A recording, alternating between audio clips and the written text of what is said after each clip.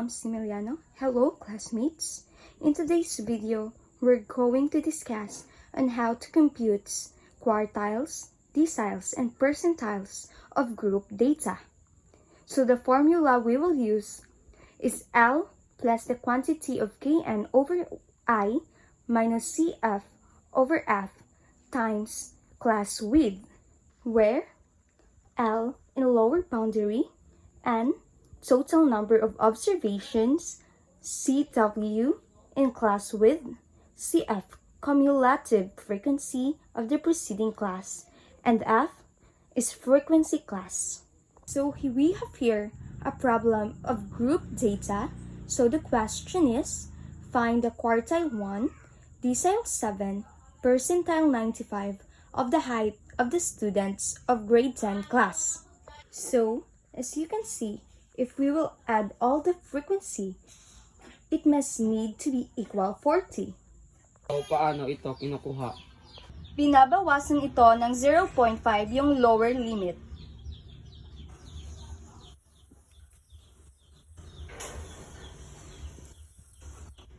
So, as you can see, nakuha na natin yung lower boundary na minus natin yung lower limit sa 0.5 at yan ang magiging answer nito. Pagkatapos natin kumuha ng lower boundary, ang susunod naman natin na kukunin ay ang cumulative frequency. Paano natin makukuha ang cumulative frequency? Kung saan tayo nag-start mag-solve kanina, sa lower boundary, ganun din ang gagawin natin sa cumulative frequency. So, sa taas rin tayo magsisimula sa pagkuha ng ating cumulative frequency. So, ang first frequency natin ay 3. Kaya, ang ilalagay natin dito ay 3. 3 plus 5 is equals to 8. 8 plus 9 is equals to 17.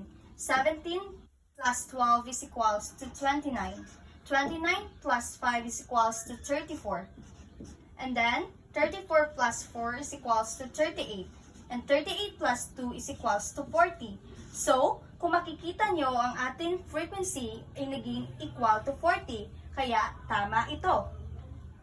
So, ang kukunin natin na una is ang ating quartile 1. So, first, we're going to find our cumulative frequency, which is 8. So, ilalagay natin yung cumulative frequency natin at 8. Ang lower boundary naman natin ay 135.5. Pagkatapos nito, ang hanapin naman natin ay ang ating frequency, which is 9. And last ay ang ating class width, which is also 9 rin. And then, the next procedure that we will do is we will compute those given numbers sa ating formula. So, ngayon, magkukompute na tayo kung paano natin isosolve ang ating quartile 1. So, we will just use the formula. So, 135.5 plus to the quantity of 10 minus 8 over 9 times 9. So, next, i-bring down natin yung 135.5 then plus, ima-minus natin yung 10 minus 8 is equals to 2. And then, bring down lang din yung 9. Just like the first one. So, next, still bring down the 135.5 plus 2. So, as you can see, paano naging 2 ito? Because may dalawang 9 dito at saka 2. So, it will be 2. And then, the answer for this is equals 135.5 plus 2 is magiging 137.5. So, yung quartile 1 natin is 137.5.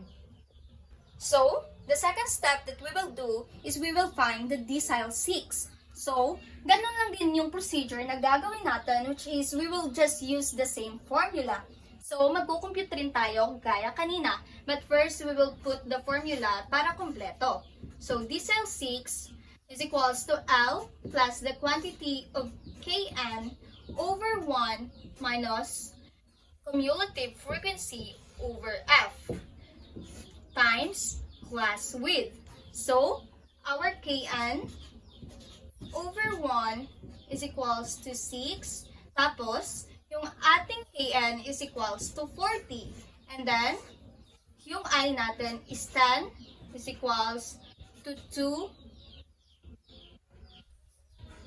240 over 10. So, yung magiging answer is 24.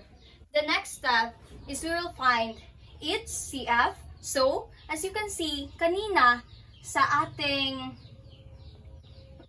mga class limits na pinakita, our CF here is equals to 17. Lower boundary natin is 144.5. F is equals to 12 and class width is equals to 9. So, the next step is still we're going to compute all of these sa ating formula. So, it will become decile 6 is equals to 144.5 plus 24 minus 17 over 12 times 9. Bring down the 144.5 and then plus, so 24 minus 17 is equals to 7 over 12 times 9. So, just do the same thing, which is to bring down yung 144.5 plus 7 over 12 times 9. So, bring down the 144.5 plus 7 over 12 times 9 is equals 5.25. So, 144.5 plus 5.25, ang answer natin sa decile 6 is equals to 149.75. So, here, the answer of our decile. So, last is ang ating yung percentile 95. Hahanapin naman ito natin. So, we will just do the same thing, which is, i-compute lang natin lahat sa ating formula. So, first, we will find our Kn over I is equals to 95 times 40 over 100 is equals to 95 times 40 is equals to 3,800 over 100. So, yung magiging answer natin ay 38.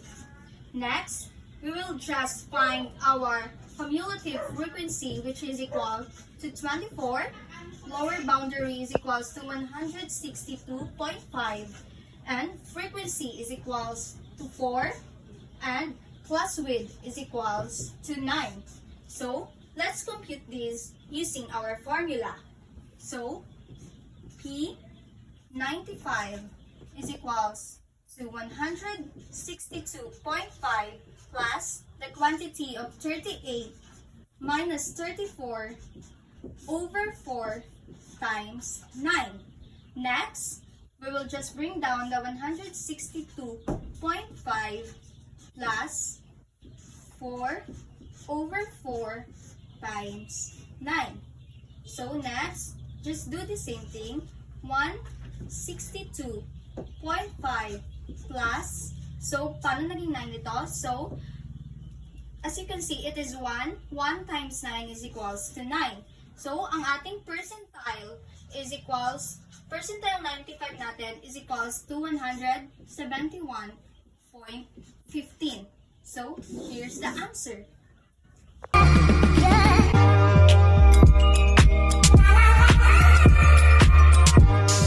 Hello, Ma'am Similiano. Hello, classmate. In today's video, we're going to discuss about the measures of position of quartiles, deciles, and percentiles of ungroup data. So, we have here an example. Scores of 11 students and their mathematics activity is 11, 27, 16, 8, 31, 7, 30, 31, 3, 4, and 21. So now, we are going to find first, third quartiles, second, 7 deciles, third, 40 percentiles. So, the first step that we will do is we will put it in its proper ascending number. So, it will be 3, 4, 7, 8, 11, 16, 21, 27, 30, 31, and 31. So, first we're going to find its quartile. So, as you can see, our second quartile is here, which is the 16th, and it's called middle quartile. And the rest of it is, in the first place, it is the lower quartile, which is the quartile 1 is equals to 7. Why it is equal to 7? Because as you can see, here, we have here 3, 4, 7, 8, and 11. So, kung ano yung middle dito, yun yung ating quartile 1. So, ang ating quartile dito is 7, which is our lower quartile is quartile 1 is equals to 7. And then next, yung center naman dito na magiging quartile 3 natin is equals to 30. And it is called upper quartile. So, yung lower quartile natin na tinatawag natin na quartile 1 is equals to 7. Quartile 2 is equals to 16. Quartile 3 is equals to 30. So, yung formula na gagamitin natin is dk is equals to k over 10 to the quantity of n plus 1. So, yung given number natin dito is yung k natin is equals to 7 and then yung n natin is equals to 11. So, first we will compute its proper number na using yung ating formula. So, d7 is equals to 7 over 10 to the quantity of 11 plus 1. So, it will be D7 is equals to 7 over 10 times 12. So, D7 is equals to 7 times 12 is 84 over 10. So, yung magiging answer nito is 8.4. Or, isa-substitute natin ito sa bigger number, which is 8. So, yung 8 na ito is we're going to, decile 7 is we're going to find it in its decile 7. So, kung ano yung decile, yung 8 elements sa decile 7 natin, yan yung magiging answer sa decile 7 natin. So, we will count the 8 element. So, 1, 2, 3, 4, 5, 6, 7, 8. So, yung 8 element natin is 27. So, yung ating decile 7 will equal to 27. So, yung decile 7 natin is equals to 27. So, next, we were going to proceed in our percentile. So, the same lang din naman yung gagamitin natin na formula, but it will be over 100 since percentile na yung pinag-uusapan natin. So, the formula that we will use is Pk is equals to k over 100 to the quantity of n plus 1.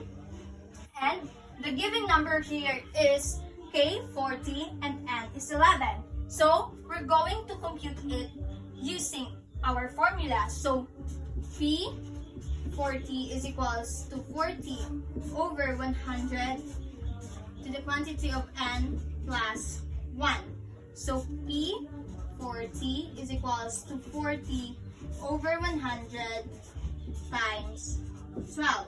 So, yung magiging answer dito is P40 is equals 40 times 12 is 480 over 100.